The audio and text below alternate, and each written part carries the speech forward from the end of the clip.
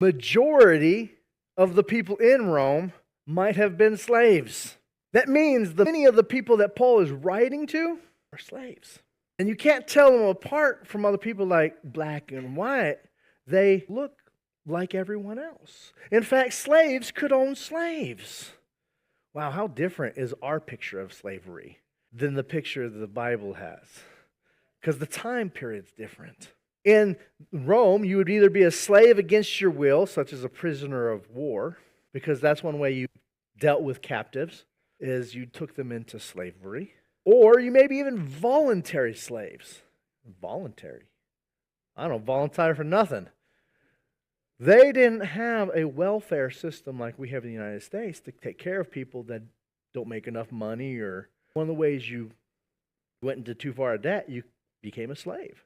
So you could voluntarily become a slave underneath someone so that you were provided for. You would at least have a way. It wasn't a great life, but it was a life.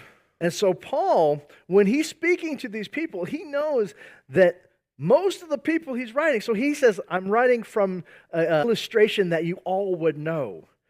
He's not saying something, that happened in your history class or happened at the political rally, because we got to bring it up every time.